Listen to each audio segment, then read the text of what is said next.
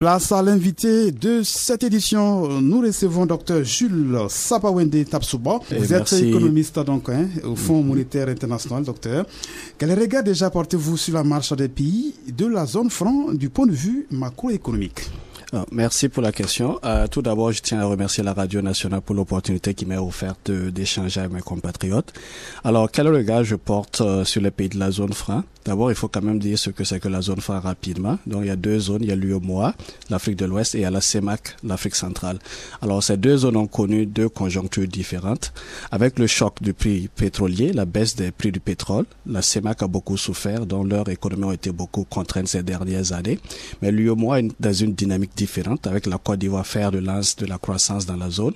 Donc, en moyenne, si on doit apprécier, on dira que le cadre macroéconomique est quasi stable, avec la l'UEMOA en pleine croissance et la CEMAC beaucoup plus contrainte. Et aussi, il faut rappeler qu'il y a notre arrimage au franc français et aujourd'hui l'euro qui fait que l'inflation est beaucoup plus faible à cause des problèmes liés en Europe, ce qui est aussi bien pour les paniers de la ménagère.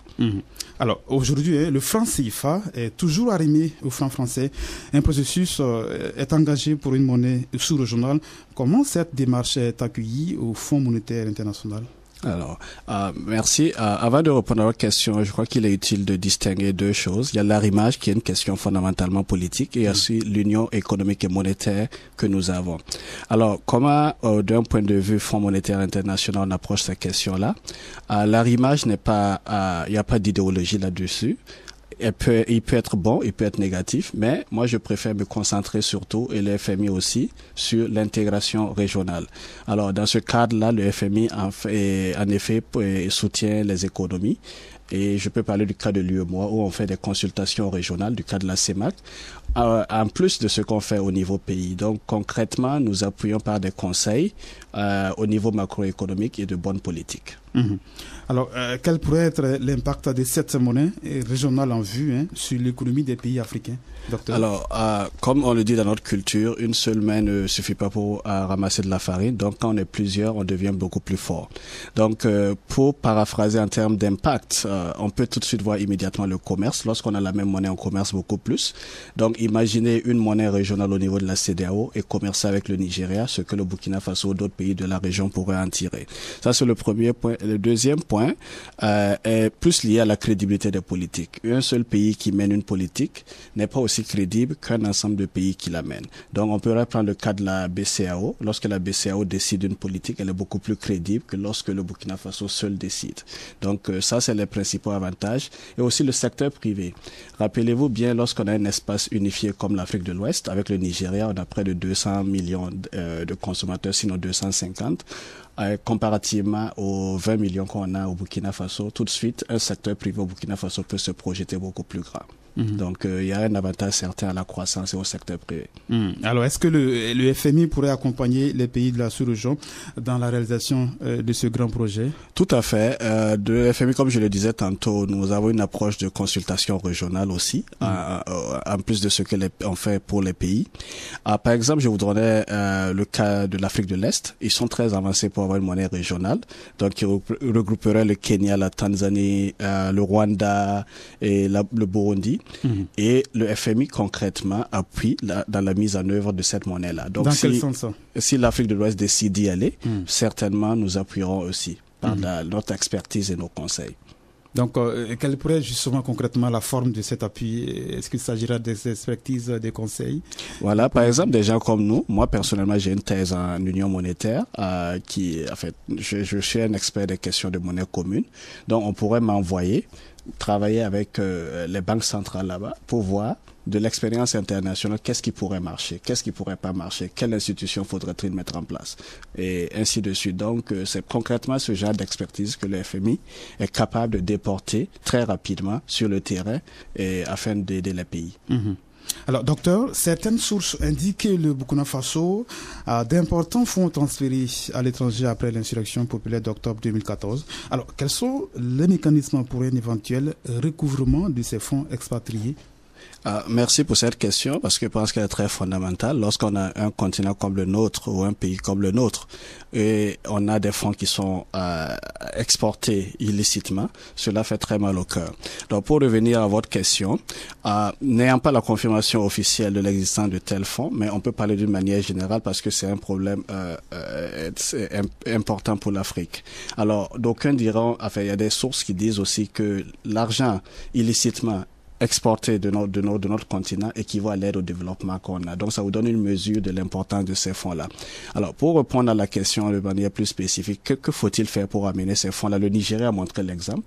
Récemment, le président Buhari a décidé d'aller de faire la chasse à l'argent illicite qui est placé à l'extérieur.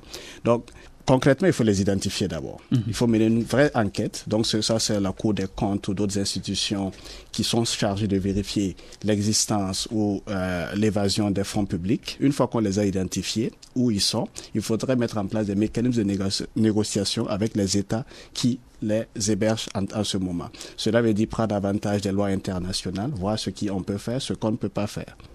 Le Niger a eu un grand succès avec le rapatriement de l'argent illicitement acquis par le régime Abacha.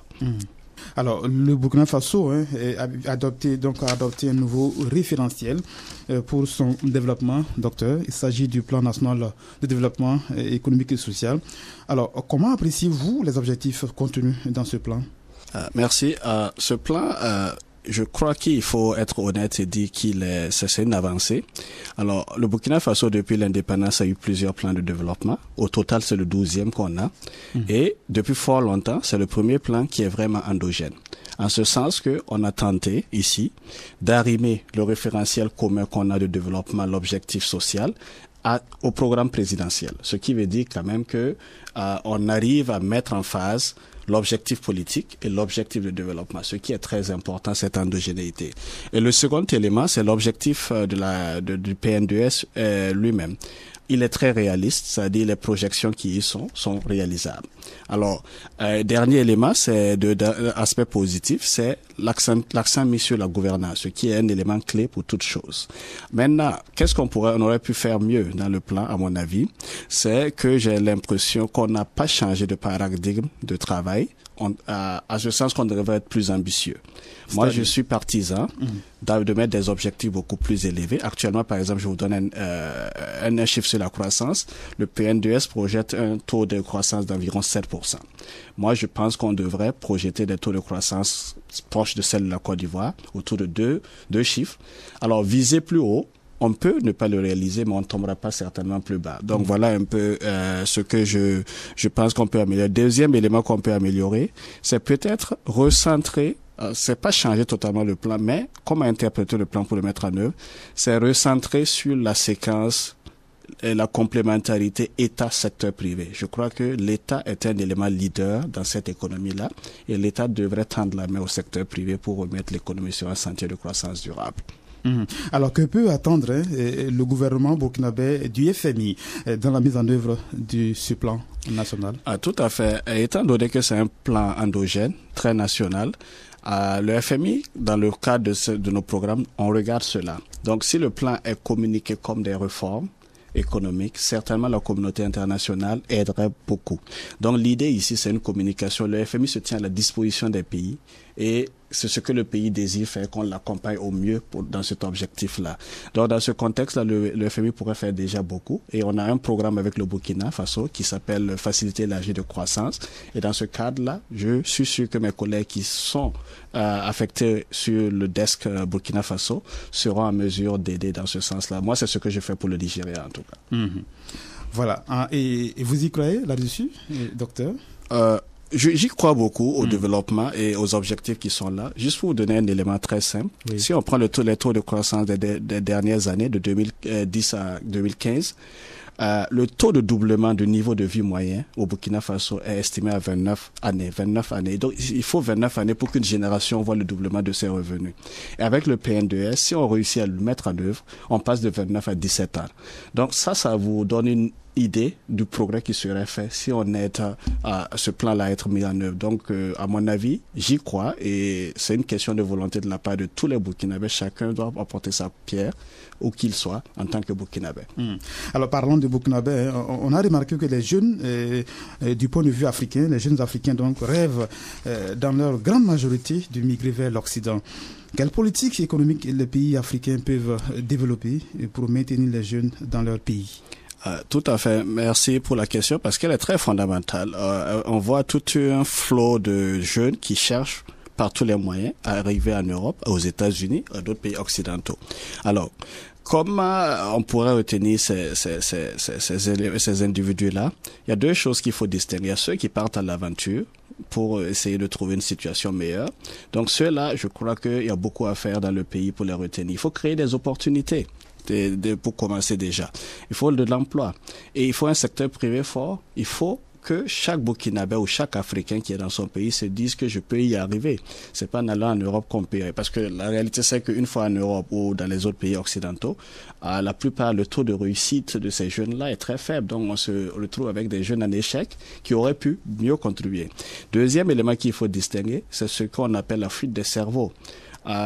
Donc, il faudrait identifier ces personnes-là, les mieux qualifiées, et aussi leur donner des opportunités qui sont assez compétitives au niveau international pour que ces jeunes-là acceptent de venir. Parce que moi, personnellement, ça me fait mal au cœur de voir tous ces jeunes-là à l'extérieur et laisser un continent laissé à lui-même. Si nous-mêmes, Africains, nous ne nous engageons pas pour le développement de ce continent, qui le fera à notre place? Donc, c'est la question. Alors, dernière question, docteur Tapsouba. Y a-t-il des signes d'espoir en Afrique? Est-ce qu'on peut avoir des exemples d'économies qui marchent en Afrique? Tout à fait. L'Afrique, c'est le continent de demain. Tout le monde le dit et tout le monde se positionne. Vous verrez bien que la communauté internationale, chacun essaie d'avoir des forums internationaux avec l'Afrique. Alors, pourquoi cela? Notre population est en pleine croissance. Notre jeunesse, c'est l'une des populations les plus jeunes. Alors, qui dit jeune dit avenir, dit futur. Maintenant, qui dit jeune aussi dit coût à leur éducation, coût à leur santé. Donc, pour le moment, c'est un coût, mais pour demain, ça pourrait être un avenir. Et en plus, vous savez que l'Afrique a des ressources importantes. C'est une question de transformation ici. Donc, pour amener toute la question, l'Afrique a de l'avenir, mais c'est une question des élites. Comment nos élites pourraient mettre en œuvre des politiques sûres pour que ce continent-là puisse devenir la Chine, l'Inde de demain. Alors, quelques éléments de réflexion ici. Je crois que la gouvernance, elle est fondamentale. Tant qu'on n'aura pas cet élément de gouvernance-là, c'est-à-dire lorsqu'on conçoit une politique, que ce soit de la genèse à l'implémentation, qu'il n'y ait pas de vol d'argent public, de détournement, on sera déjà avancé. Et ce deuxième élément, c'est le patriotisme. Il faut que, par exemple, je prends le cas du Burkina Faso, il faut qu'on soit patriote. Il faut qu'on se dise qu'on n'a que ce pays, là, on n'en a pas d'autres et qu'on faut développer. Et enfin, je pense qu'il faut une séquence de la part des élites. C'est celle que j'appelle les trois éléments. La vision, il faut qu'on sache où on veut être dans quelques années. La méritocratie, il faut donner la place à la compétence dans ce pays-là. Et je pense que c'est les plus compétents qui sont plus productifs pour aider les autres aussi à être dans le train. Et enfin, comme je le disais, c'est la corruption. Il faudrait être très fort là-dessus pour que la corruption soit dans le passé. Alors, quelques exemples de pays qui marchent. Le Rwanda, tout le monde parle du Rwanda. Le Botswana, le Nigeria, la Côte d'Ivoire aujourd'hui. Donc, il y a des pays qui nous montrent la voie. Voilà. Merci à vous, Dr Jules Sapawende Tapsouba, économiste au FMI. Merci à vous, M. Baoula.